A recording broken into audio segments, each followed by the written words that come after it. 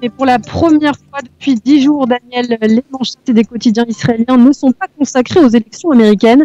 Non, ce matin, c'est bien évidemment la découverte d'un vaccin contre la Covid-19 qui s'installe solidement en une des grands journaux et des sites d'information. Oui, Lana, les manchettes de ce matin dans la presse et les médias israéliens sont des manchettes d'espoir. Espoir, c'est le terme qui est mentionné en une du Israël Hayom qui parle du vaccin qui est porteur d'espoir. Mais pour le quotidien gratuit, cet espoir est mitigé car il s'accompagne d'une inquiétude liée à la possible mutation du virus, une mutation constatée auprès de malades israéliens ou de malades qui auraient contracté donc une forme plus violente du virus au Danemark via des visons au Danemark. Donc si cette mutation se confirme, le vaccin produit par Pfizer pourrait se montrer moins efficace et moins performant, affirme le Israël Hayom. Le Yediot Ahronot, lui aussi, consacre l'essentiel de sa première page à ce qu'il appelle en deux mots l'espoir mondial, une piqûre d'encouragement, annonce le Yediot Ahronot avec la percée des laboratoires américains Pfizer.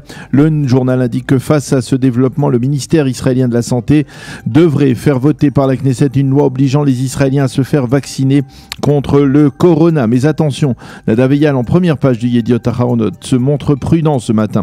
Certes, l'annonce des laboratoires de Pfizer au cœur de cette seconde vague mondiale est porteuse d'espoir, mais ceux qui pensaient que les portes des usines de Pfizer s'ouvriront demain pour distribuer à des milliards d'individus un vaccin se trompent. Cet hiver est d'ores et déjà perdu et même dans le cas de figure le plus optimiste, la population israélienne ne commencera pas à être vaccinée avant la fin de cet hiver. On parle d'au moins 7 mois, c'est-à-dire le début du printemps prochain. En pages 2 et 3, le Yediot Ahronot indique 5 éléments dont il faut absolument tenir compte à propos du vaccin contre le virus. Les essais ne sont pas encore terminés. Deuxièmement, il faudra attendre le début de 2021 dans le meilleur des cas pour que l'on entame la production du vaccin. Troisième point, il faudra mesurer les effets secondaires et collatéraux de manière plus précise. Le quatrième point, défi du stockage des vaccins. Et enfin, cinquième point, la compétition avec d'autres compagnies pharmaceutiques. Le Yediot Ahronot constate en encadré que l'annonce de Pfizer a fait grimper les cours de la bourse. En général, le Maariv lui appelle à la prudence dans la mesure où l'on a recensé 90% de taux de réussite dans les essais du vaccin. C'est très bien, mais c'est peut-être encore insuffisant. Et le quotidien nous indique que les premiers pays à recevoir le vaccin seront les États-Unis, le Canada, l'Australie, ensuite l'Union européenne et les Britanniques. Hier, le Premier ministre Benjamin Netanyahou s'est félicité de l'annonce de Pfizer. Il a annoncé qu'Israël négociait avec le consortium pharmaceutique américain pour la distribution du vaccin pour l'ensemble des Israéliens. Et ce matin, dans le Israël Hayom, l'éditorial du professeur Nadav Davidovitz, qui est le chef du département de santé publique au sein de l'université de Ben Gurion, appelle les Israéliens à se préparer d'ores et déjà à la prochaine pandémie. C'est ce qui nous attend si nous ne changeons pas de manière profonde nos habitudes alimentaires, les industries alimentaires et notre relation avec les animaux, affirme le professeur Davidovitch dans cet éditorial. En marge de cet espoir qui se lit dans les quotidiens et les sites d'information, il faut revenir à la difficile réalité sur le terrain avec des données qui sont relativement stables en Israël où l'on a recensé hier par exemple 479 nouveaux malades, mais la prudence est de mise et les sites d'information expliquent que le cabinet Corona devrait retarder la prochaine phase de sortie de crise de crainte d'un rebond du taux de contamination. Cela implique par exemple le maintien de la fermeture des hôtels à Eilat et sur la mer Morte et une décision qui suscite la colère du maire d'Eilat qui affirme que les décisions du ministère de la Santé sont uniquement à caractère politique. Quant au Times of Israel, il nous annonce parmi ses principaux titres que l'épidémie frappe de plus en plus durement la bande de Gaza qui pourrait se placer en confinement ou en reconfinement. Le nombre de malades est en effet en train de battre des records à Gaza et le ministère de la Santé du Hamas s'inquiète particulièrement.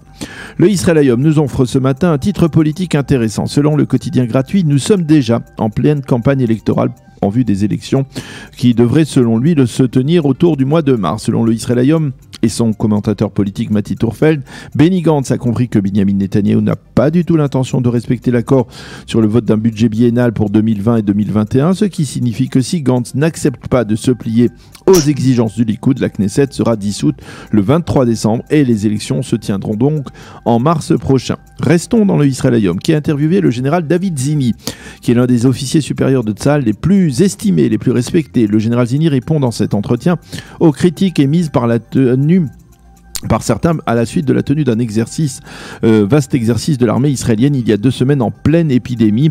Nous ne pouvons pas nous permettre d'arrêter nos entraînements et nous devons être prêts à affronter tout ennemi. Aujourd'hui c'est le corona, demain ce sera nos ennemis militaires, affirme le général Zini, qui est d'ailleurs d'origine française puisqu'il est le petit-fils du défunt grand rabbin Meir Zini, qui fut en charge de la communauté juive de la rue Saint-Isor à Paris.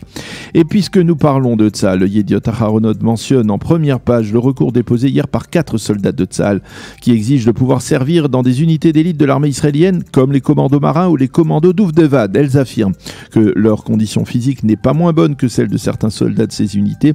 Yossi Yehoshua, dans le Yediot, écrit clairement sa position à ce sujet. Si une femme veut entrer dans les commandos d'élite de Tzahal, elle doit pouvoir le faire, mais il n'est pas question pour elle de bénéficier d'un traitement de faveur qui pourrait porter atteinte à la formation de ces unités.